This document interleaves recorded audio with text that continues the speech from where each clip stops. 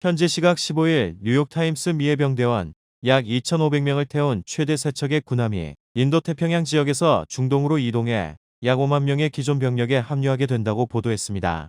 이 병력은 공중공격, 해상상륙작전, 특수작전을 수행할 수 있는 전력으로 알려져 호르무즈 해협 연안에 투입될 가능성도 점쳐지고 있습니다. 미 해병대 증원은 단순한 병력 이동을 넘어 중동 작전의 성격이 한 단계 확대될 가능성을 시사하고 있습니다. 약 2,500명의 해병대 전력은 통상 상륙강습단 형태로 운영되며 분쟁 지역 인근 해역에서 신속 대응 임무를 수행하는 것이 특징입니다. 이에 따라 호르무즈 해협과 오만만 일대에서 해상 교통로를 보호하고 필요할 경우 특수부대 투입이나 제한적 상륙작전을 수행하는 전력으로 활용될 가능성이 큽니다. 특히 이 전력이 이란의 연안 미사일 기지나 드론 기지, 혹은 혁명수비대 해군 거점을 타격하기 위한 작전에 투입될 가능성도 있습니다. 또 미군이나 동맹국 선박이 공격을 받을 경우 해안 지역을 신속히 장악해 해협 통제를 확보하는 임무도 예상됩니다. 향후 전황은 미국이 공습 중심의 제한적 군사 압박이 이어질 수 있다는 전망이 나오는 가운데 미군 기지나 상선 공격을 확대할 경우 미 해병대가 실제 해안 거점 확보 작전에 나서며 국지적인 지상 교전으로 확전될 수 있다는 우려가 나옵니다.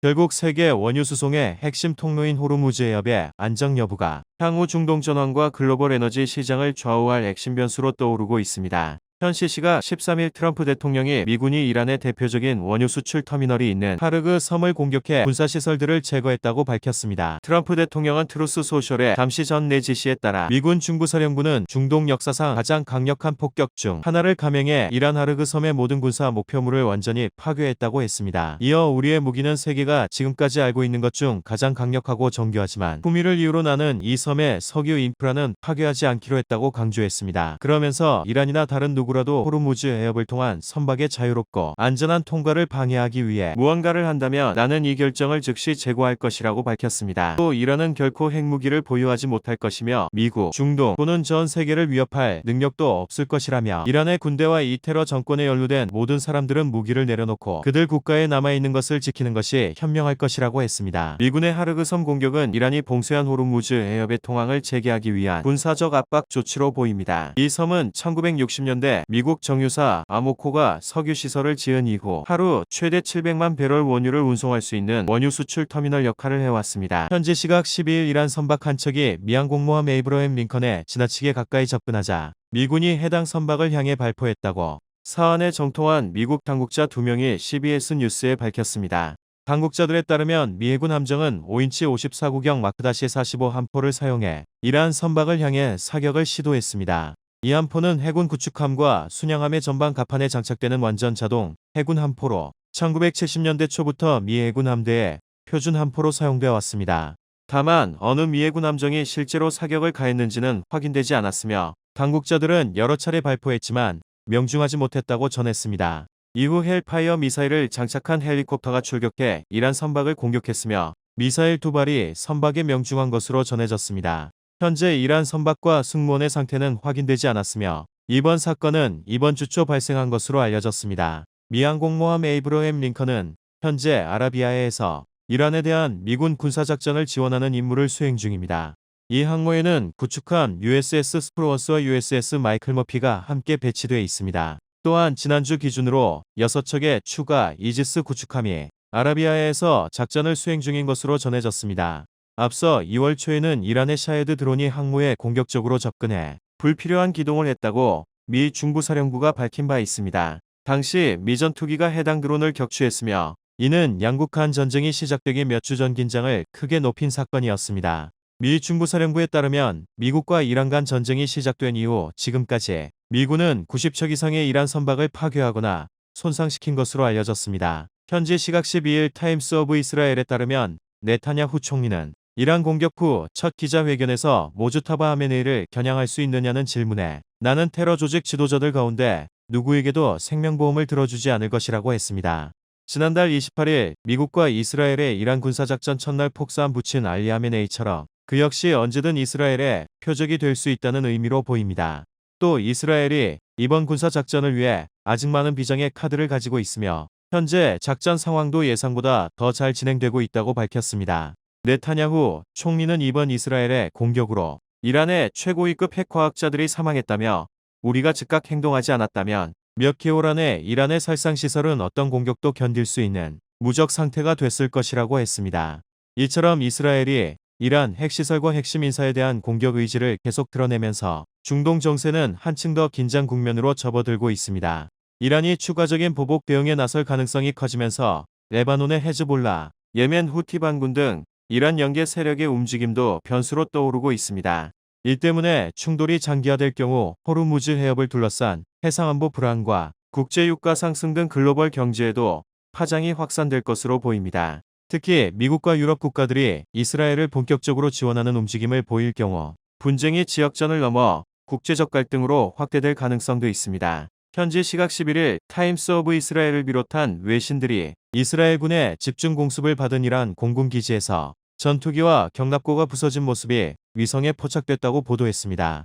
미국 민간 인공위성업체 반토르가 공개한 위성 사진을 보면 이스라엘 공군이 공습한 이란 하타미 공군기지 유도로에는 F-14 톰캣 전투기 등 이란 공군 항공기가 부서진 것으로 확인됐습니다. 또 최소 12대의 이란 군용기가 공습으로 부서졌다고 했습니다. 이스라엘군은 지난 6일부터 이란 수도 테헤란과 중부의 이스파한에 화력을 집중했고 지난 8일에는 이스파한의 공군기지에 배치된 다수의 F-14 전투기와 탐지 방공 시스템을 타격했다고 주장했습니다. 이란은 1979년 이슬람 혁명 이전에 미국에서 F-14 톰캣 전투기를 들여와 최근까지 운용하고 있습니다. 드론과 미사일 능력은 높은 수준이지만 서방의 제재로 군용기 도입과 유지, 보수는 어려워 공군력은 취약한 편입니다.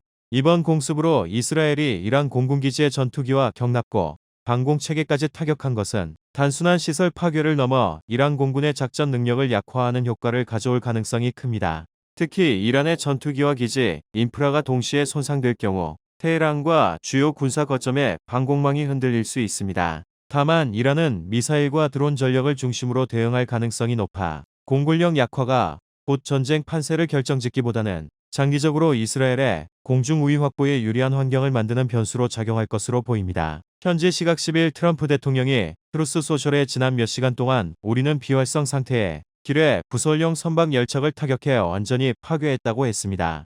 이어 추가 타격이 이어질 것을 기쁘게 전한다고 강조했습니다. 또 어떤 이유로든 기뢰가 설치됐고 즉시 제거되지 않는다면 이란에 전례 없는 수준의 군사적 결과가 가해질 것이라고 경고하기도 했습니다. CNN은 미국 정보당국의 사정에 밝은 소식통들을 인용해 이란이 호르무즈 해협에 기뢰를 설치하기 시작했다고 보도했습니다. 이 소식통은 기뢰들은 최근 며칠 새 설치되고 있으며 현재까지는 수십 개 정도로 아직 대규모는 아니지만 마음만 먹으면 수백 개까지 설치할 수 있다고 전했습니다. CBS 방송도 익명의 미국 당국자들을 인용해 이란이 호르무즈 해협의 기뢰를 부설하려는 움직임이 미정보 자산에 포착됐다고 보도했습니다.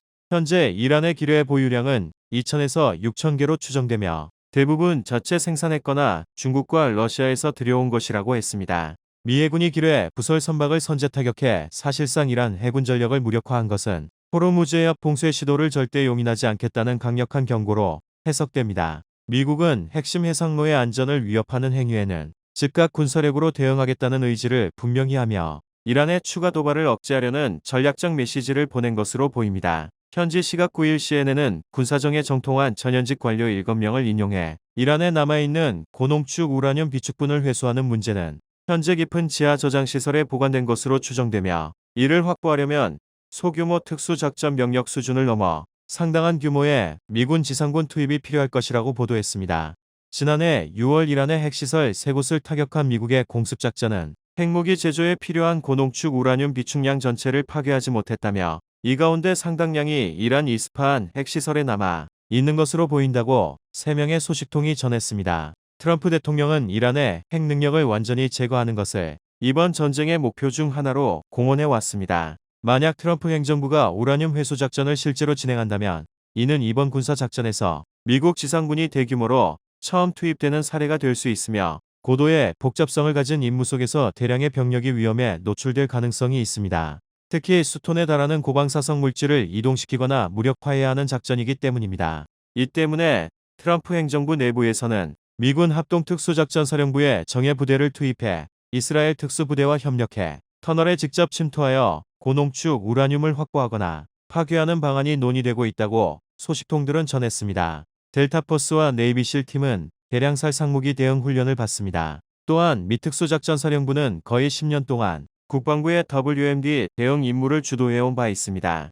이런 가운데 CNN은 최소 6대의 MC-130J 항공기가 영국 RAF 밀드놀 공군기지에서 운용 중이라고 보도하며 미국이 실제 군사작전에 나설지 주목됩니다. 트럼프 대통령이 기자회견에서 이란과의 전쟁이 매우 빨리 끝날 것이라고 발표한 가운데 현지 시각 10일 피트 헤그세스 전쟁부 장관은 군사 브리핑에서 오늘은 이란에 대한 공격이 또다시 가장 격렬한 날이 될 것이라고 고강도 공격을 예고했습니다. 이어 가장 많은 전투기와 폭격기, 가장 많은 공습이 이루어질 것이라고 경고했습니다. 또 미군의 군사작전 목표는 이란의 미사일 비축분과 발사대, 방위산업 기반, 미사일 제조 능력 파괴, 해군 파괴, 핵무기 보유의 영구적 차단에 있다고 밝혔습니다. 이란의 탄도미사일 공격은 개전 시점에 비해 90%, 자폭 드론 공격은 83% 감소했으며 50척 이상의 이란 함정이 지난 열흘 동안 제거됐다고 덧붙이기도 했습니다. 미국이 이란의 미사일 전력과 해군, 방위산업 기반까지 겨냥한 전면적 군사 압박에 나서면서 중동 정세는 단기간에 큰 변곡점을 맞을 가능성이 커지고 있습니다. 이란의 군사 능력이 크게 약화될 경우 호르무즈 해협을 둘러싼 해상 안보 환경이 변화하고 걸프 지역 국가들은 미국 중심의 안보 질서에 더욱 의존하게 될 전망입니다.